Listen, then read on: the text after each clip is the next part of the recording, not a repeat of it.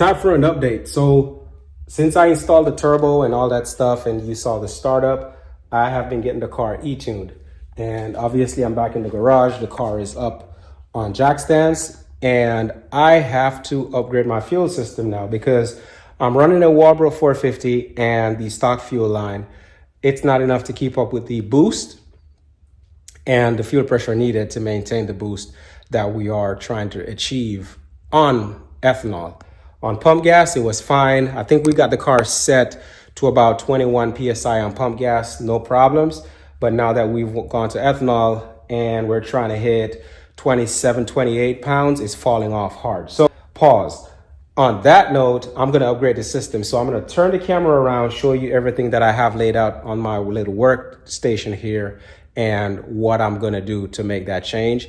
Once I have that change corrected, I'll go back to the tuner and continue from there. So for now, I just pause on the tuning because it doesn't make sense for me to have him make a perfect map on 22 PSI when the objective is to get to like 28. So I'll resolve that issue. All right, so right here I have a kit of dash 6 PTFE lines with a bunch of fittings. That's gonna be the return line. And over here I have dash 8. That's gonna be the feed line. So the intent is to go from the top of the fuel hanger all the way up to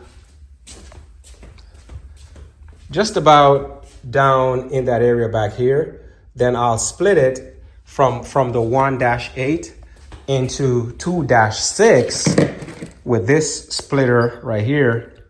And then I'll go into the front and the rear of the fuel rail and feed it both sides with dash 6 and then return from the middle of the fuel rail, which I think the fitting is right about there where my finger is at. That's where the return will go. So the stock banjo bolt looks like this right here. You can see how narrow that is internally compared to this one on the right. So what I've done, I have drilled the inside part out to widen the circumference of it, the inner diameter of it. And then I've also made that hole slightly larger, made that one also slightly larger compared to what this one is. The reason I've done that is I'm gonna use a banjo style coming out of the fuel tank with the stock setup system and then utilize the stock bolt, this one here. So this bolt, and I have a bag with, so in this bag, I have some banjo style fittings. So essentially this will go through this right here and that right here goes straight into a dash 8. So imagine when I remove the stock one, it's gonna look like this. So it will look like that. And then I'll run my dash 8 from here straight up to the front to the fuel filter. So this is what it looks like underneath the car coming from the back. As you can see, this is my return right here with that little fitting right there. And I'm sorry, that's the feed. So as you can see, this is the stock fuel line, which we tapped into and picked it up with a dash 8 and went into the filter. And then that filter goes and feed only the front of the fuel rail at the moment. So it's just not enough. So it's a tight fit under here, but you already know what it looks like underneath a Supra, or at least I hope you should. And I'm going to undo. I think I might have to put the car a little bit higher. This is just too close to my face. As I'm going to start doing the fuel line dash 8, I have this, essentially it's a vacuum line and I routed it down through the space all the way down. And if I go under the car, I can see it.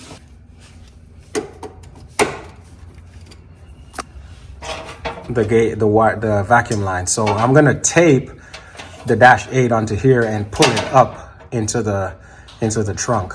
But before I do that, I am going to route it through all of this stuff right here, all the suspension parts over, and follow where the return line is. As you can see, it's kind of hard because I'm on the floor, but the return line is here, the big one in the middle, and it goes up in that space there, and then it continues over, and then it cuts around up there, and then it shoots right over right here. If you look up there again, right here. So I'm gonna route the dash 8 to follow it, and then I'll be able to zip tie it to these lines. So I have gone and installed the dash 8 fitting on here, and I have the pump on the hanger, and it plugged right into the existing harness that was already there. So that's nice and good. And I use a big clamp to secure the pump onto the rail, onto the hanger. So it's nice and firm, not shaking, not going anywhere. So it's time to drop this bad boy back in the car, and then once it's in place, I'll go and pull this from underneath until I have the right length.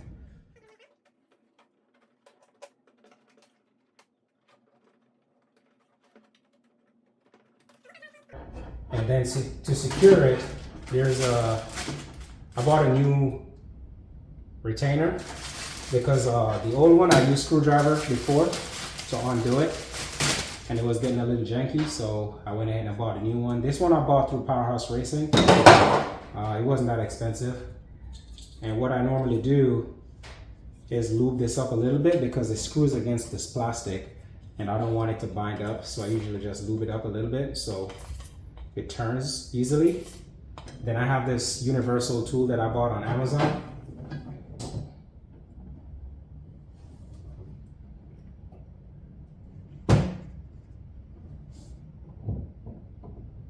There's an arrow on the cap and there's an arrow on the tank where they should line up, and mine just went slightly past it, so essentially that must mean it's tighter than it should be, or required, or recommended, so that's fine. So if you look at both of these, you can see the one on the right has a bigger inside diameter than the one on the left. So I drilled out this one on the inside to make it larger, to flow a little more fuel closer in diameter to the opening here at the end of this one, at least than this one is.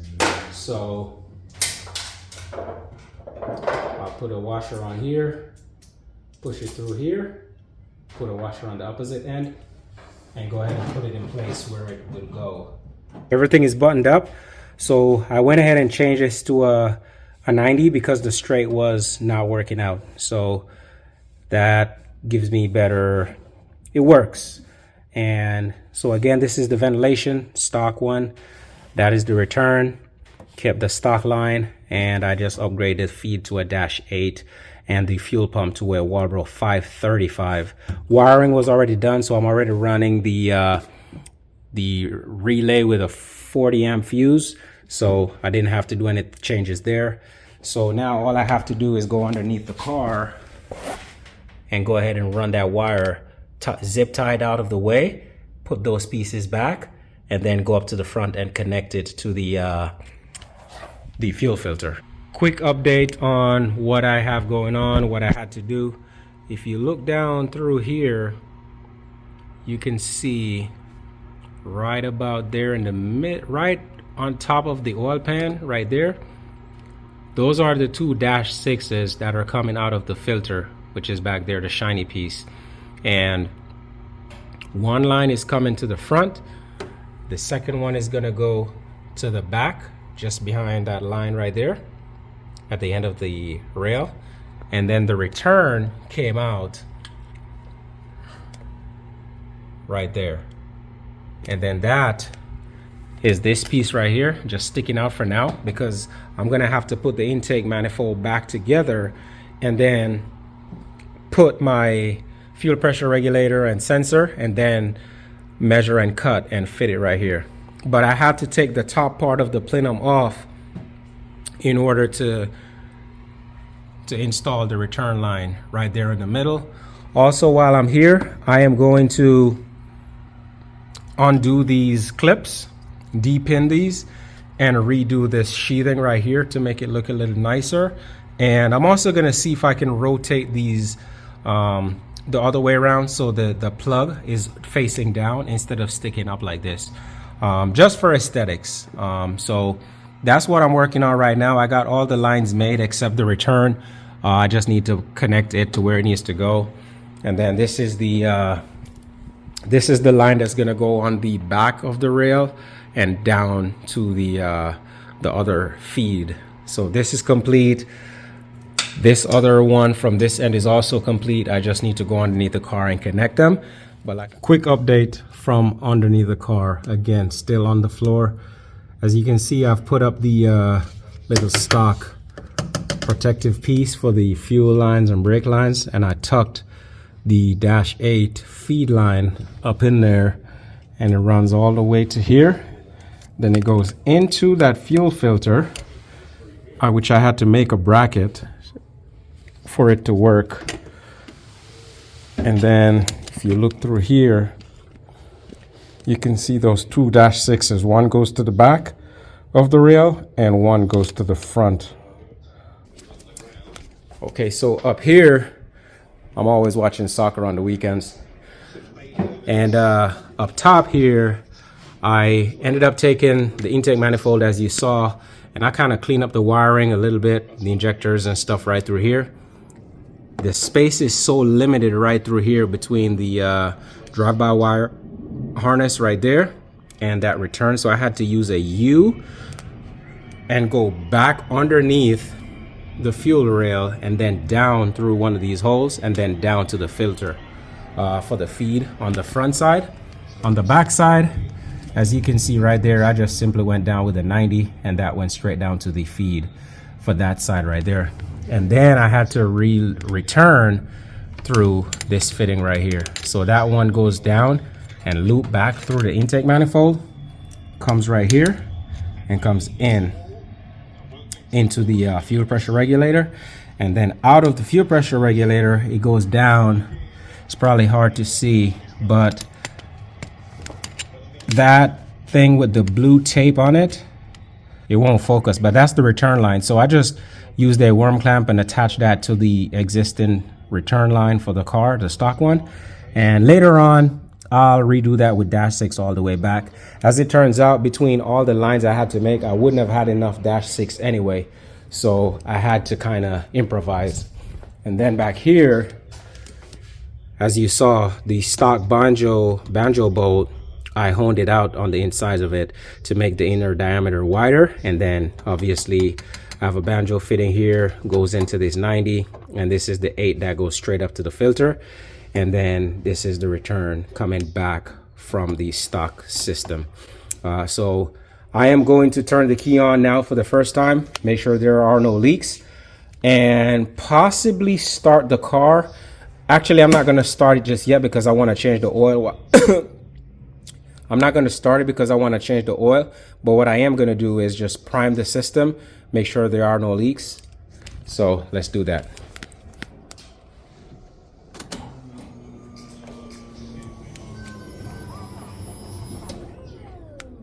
Okay, so you can hear that pump hissing just now. Nothing here. Everything looks good.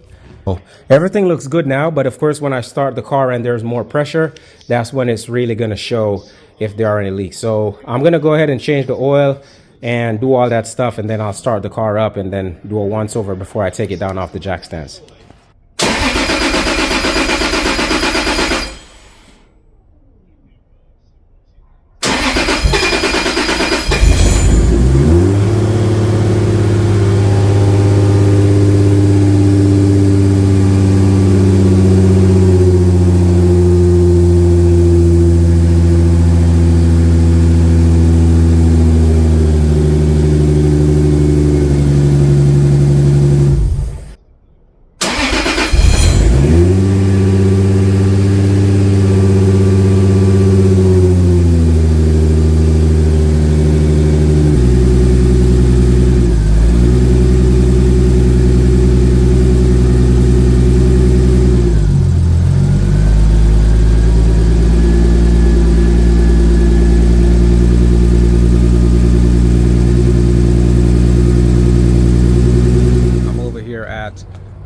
Forward Performance down here in North Carolina, and I got the car behind me, and obviously I've done a lot of changes recently, and I got the car remote tuned. So I'm gonna strap it on the dyno. As you can see, I also swap the wheels off just for this trip, but I'm gonna strap it on the dyno here in a second and get a few pulls and see what the car is actually making. I'm gonna log that data, send it back to the tuner in case he needs to make any final adjustments, and it will be a wrap. So obviously, you know, if you've been watching my channel, you saw when I tuned the car with the Powerhouse Racing 6266 Precision Turbo Kit, and it only made about 550. You know, I wasn't so happy, but I mean, it was still better than it was before. And then I have since gone and done some HKS 264 cams. I've upgraded the exhaust manifold, downpipe, and I'm running a Precision 6870 Gen 2. And fuel injectors are 1300s still. And I've also upgraded the fuel system from the Walbro 450 to a Walbro 535 with -8 feed and -6 return.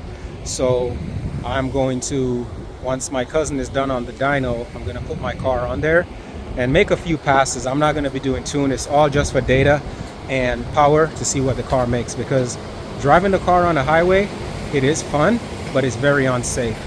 Put it on the dyno, see what it does, and you'll see here in a minute. But the hope is that I'm at least breaking 6. So anything over 6, I'll be good with that and get used to that power, and then I can always go back to the tuner and, you know, have him throw some more boost at it or whatever it may be. And right now, the only concern he has or had is that I'm running out of fuel pump. So he recommends that I add a second pump so I can feed once I reach a certain boost pressure. The second pump will come on. But besides that, everything looks good. All the vitals are good. Everything is solid. So again, put the car in the dyno here in a second and make some pulls. So let's do it.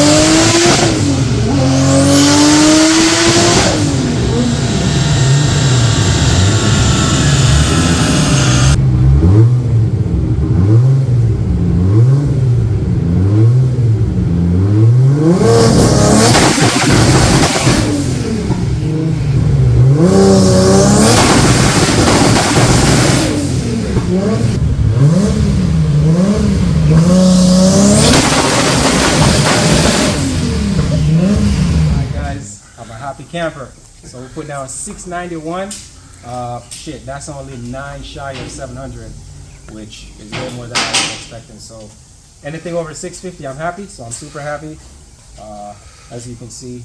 But that's it for now. I'm gonna get used to the car, and maybe if I ever get used to it, I'll go for that 758, maybe, right? Because I want to keep it streetable, usable, and safe. So we'll see. But we already know how it goes. You always want more. But as far as all the upgrades, turbo, tune, everything, it's a wrap.